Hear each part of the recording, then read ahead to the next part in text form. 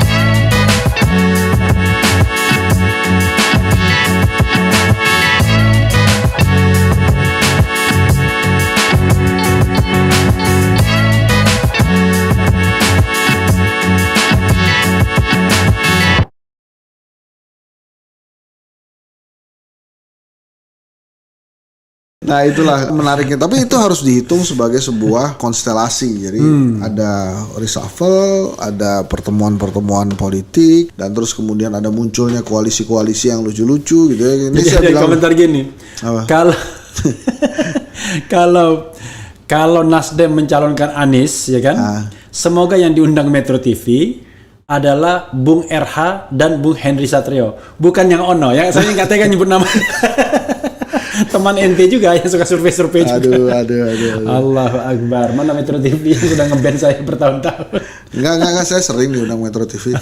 Bahkan di beberapa acara yang termasuk acara yang menurut saya ini boleh gue lu gak sih di sini? Enggak boleh ya.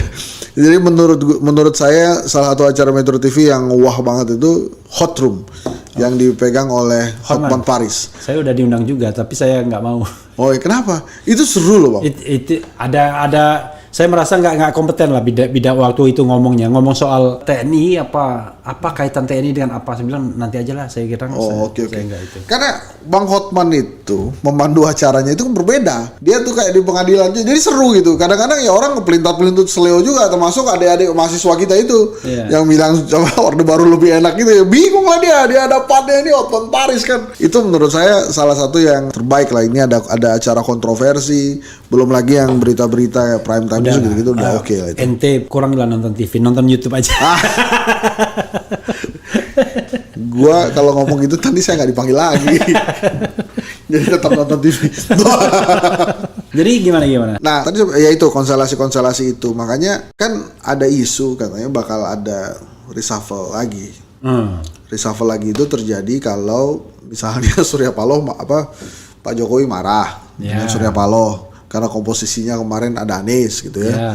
Nah itu bisa terjadi, atau kemudian yang PDI Perjuangan nggak puas gitu kan. PDI Perjuangan kan nggak nambah juga itu. Tapi menurut saya mungkin ya yang jelas reshuffle itu ketika pendaftaran. Oh iya. Karena pendaftaran pasti reshuffle, karena kalau dia sudah jadi calon presiden ya udah nggak bisa jadi menteri lagi kan. Iya. Gitu. Ya sebenarnya nggak ada aturannya, cuman kebangetan. Iya. Kalau dia udah jadi calon presiden masih jadi menteri itu kebangetan. Dan norak juga sih. Tapi ini ya Bang, yang gue seru tuh banyak banget calon wakil presiden. Menurut saya akrobatnya kebanyakan. Akrobat untuk dilihatnya gitu. Iya. Ini not to mention yang masuk ATM lah misalnya. Iya. Tapi rata-rata orang-orang yang sebetulnya kita tahu kelasnya wakil presiden gitu. Iya. Tapi kemunculannya itu kadang-kadang over melebihi si calon-calon presiden gitu. Karena fasilitasnya memungkinkan soalnya. Kalau yang lain kan tidak memungkinkan kan. Kalau kepala daerah kan dia kan tidak bisa membuat sebuah kegiatan yang nasional. Berpergian ke daerah lain pun dipertanyakan orang. Ngapain gitu. Ngapain Ganjar ke Papua misalnya kan gitu. Ada juga suatu saat Ganjar datang ke Sumatera Selatan menengok mahasiswa KKN dengan alasan dia ketua alumni Kagama. Tapi orang juga bertanya, loh itu bukannya urusannya rektor. Padahal gini ya, tadi ya. Belum lagi kalau kita selidikin nih biaya SPPD-nya dari mana? Makanya itu yang menarik. Ya Anies juga kemana-mana juga kan. Ya makanya waktu PON itu. Waktu PON berangkat semua. Iya. Mandalika berangkat semua. Supaya emang dimanfaatkan itu untuk bertemu rakyat. Saya diundang gubernur NTB aja nggak mau datang Mandalika. Oh, ya Pak Zul. Karena saya nggak hobi balapan. Tapi itu menarik lah, selalu menarik. Nah, balik lagi ke kriteria sebetulnya yang menarik kan. Kriteria yang diinginkan oleh masyarakat itu kan presiden yang cerdas ya. Jadi artinya memang strateginya berubah. Presiden yang cerdas, baik hati dan tidak sombong. Strateginya berubah dia dari drama-drama pencitraan jadi pameran-pameran. Nah ini sebetulnya nggak banyak nih calon-calon presiden, calon wakil presiden yang bisa pamer-pamer hasil kegiatannya. Minimal dia pamer ide lah. Pamer ide itu udah wah banget, sudah bagus banget. Jadi kalau kemarin ada sibuk-sibuk pencitraan, menurut saya gantilah. Dan menurut disertasi saya itu kan aktivitas media sosial itu tidak signifikan terhadap peningkatan elektabilitas. Gitu ya? Lah iya. Oh ente menemukan buktinya gitu ya? Yes. I see. Itu sudah ada teori awalnya, many click little sticks gitu ya. Yeah. Tapi terus kemudian salah satu variabel saya untuk momentum politik dan karir politik itu ada aktivitas media sosial. Tadinya kita pikir itu berpengaruh loh ke elektabilitas, ternyata mungkin hanya ke popularitas ya, tapi itu bisa dibuktikan kalau aktivitas media sosial berpengaruh terhadap elektabilitas, maka calon presiden kita itu ya Atta Halilintar, Raffi Ahmad, Deddy Corbuzier, Refli Harun. Enggak, Refli Harun masih gitu. Lah. Tapi 2 juta. Masih kelas B. Tapi ada kesempatan, gitu kan dibandingin Hensat kan. Nah itu maksud saya, nah itu beneran tuh. Jadi kalau kebanyakan bermain di medsos, ya siap-siap aja gagal tuh. Toh banyak juga sudah buktinya kan, banyak tokoh-tokoh maju ke DPR tapi banyak di medsos juga akhirnya gagal. Jadi benar itu kata Mbak Puan. Ya karena orang dia melakukan serangan udara, sementara orang serangan darat. Iya. Jadi benar serangan darat itu yang lebih mengena. Iya, dan orang lihat kan, get in touch-nya itu yang penting gitu. Iya. Nah itu menarik tuh, makanya kalau kemudian calon-calon presiden kebanyakan akrobat atau wakil presiden kebanyakan akrobat, saya tuh khawatir ntar dia nggak dipilih jadi wakil presiden. Bro, saya punya satu pertanyaan ya. Kenapa? Udahlah kita frankly speaking, karena ini kan jabatan publik itu boleh kita ngomong apa adanya. Ini jabatan publik soalnya, public official, dan potensial menggunakan jabatan publik untuk personal interest itu juga kita boleh kritik. Kenapa Presiden Jokowi tidak ganti Erick Thohir yang terlihat sangat masif? Kan ente kan mau bilang Erick Thohir dari tadi kan? Gitu ya? Iya. Oke. Tapi ini kita boleh ngomong karena dia pejabat publik, bukan gibah kan? Yang nggak boleh itu tetangga kita bilangin. Kenapa Presiden Jokowi tidak mengganti Erick Thohir? Padahal kalau kita bisa misalnya dikaitkan dengan kinerja BUMN, kan rugi dengan orang yang ibaratnya punya pikiran lain selain mengurusi BUMN. Menurut saya BUMN, Menteri BUMN itu salah satu yang diandalkan oleh Pak Jokowi. Itu alasannya. Jadi waktu Rini kan juga sampai diboikot DPR lo nggak diganti. Rini Sumarno loh. Dan ributnya itu sama PDI Perjuangan. Ya kan kalau kita bicara diandalkan bukan orangnya, jabatannya. Ya. Nanti kalau kita terusin perbincangan ini jadi gibah bahaya. Lu dituntut, gue dituntut. Semua itu ada sejarahnya sobat era sekalian, ya sudahlah ya kan kita sudah pernah kan jadi no freelance intinya nggak ada makan siang yang gratis ya. Jadi tapi serius misalnya orang bicara tentang Ganjar Erick itu kan serius banget.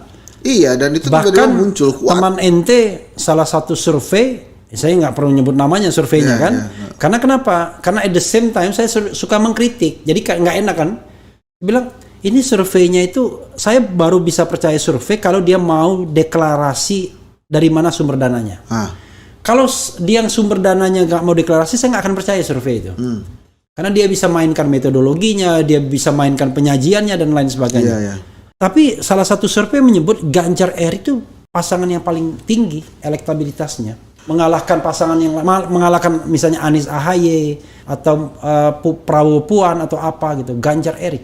Nomor 2 bahkan Ganjar Sandiaga Uno kalau nggak salah. Gimana bro? Gini, ini bicara survei ya. Ini Iya. saya buka-bukaan aja. Iya. Survei itu termasuk kedai kopi kan biasanya memilih respondennya itu kan proporsional. Iya. 1.200 Ya, misalnya. 1.200 proporsional bertingkat gitu Iya. ya. Nah, kalau proporsional bertingkat, maka responden di Jawa Iya. itu paling besar kan. Oke. Wabil khusus Iya. Jawa Tengah dan Jawa Timur. Karena dia populasinya besar. besar. Nah, Jawa Tengah dan Jawa Timur ini pemilih Ganjar Pranowo banyak. Ya. Makanya begitu muncul ada 10 calon gitu ya. Iya. Ganjar cukup dengan suara Jawa Tengah dan Jawa Timur di survei itu menjadi Yang tertinggi. yang teratas. I see. Minimal tiga besar lah. Nah, itu yang menjelaskan ya sobat daerah sekalian. Karena proporsional mau nggak mau memang Jawa harus menempati proporsi 60%. Ya, emang besar. Dari 60% tersebut Jawa Tengah yang which is Base-nya kandangnya Banteng Ganjar, atau kandangnya Ganjar Dan Jawa Timur tuh. dan Jawa Timur ya yang juga PDI sebenarnya Perjuangan. lebih dekat dengan PDI Perjuangan dibandingkan dengan Jawa Barat, PKB, Banten kan. Iya, iya. Itu yang menjelaskan. Tapi itu pula yang menjelaskan kenapa Anies masuk juga karena dia Jawa Barat. Ya, dia besar di Jawa Barat, Sumatera Barat, Aceh begitu-begitu tuh. Banten DKI kan. Ya, gitu. banyak. Jadi memang kalau sama proporsional terbuka ya begitu. Mana nanti yang survei yang paling benar ya? Nanti kalau kita quick count, itu Oke. yang paling terlihat. Itu sih bukan quick count, itu bukan survei itu. Itu kejadian udah kan? Itu udah kejadian. Nah, itu. Makanya menurut saya, sekarang kalau ditanya siapa calon presiden terkuat versi lembaga survei, nggak boleh nyebut hanya satu nama. Tiga-tiganya harus disebut itu. Oke. Prabowo, Ganjar, Anies. Karena memang di situ aja lingkarannya. Karena kalau disebut ranking, Ya, itu bisa ada disproporsionalitas ya. Iya, mirip-mirip soalnya angkanya nggak terlalu jauh. Ya, bisa jadi saja masih margin terjadi. of error juga mungkin ya. Ya, ya.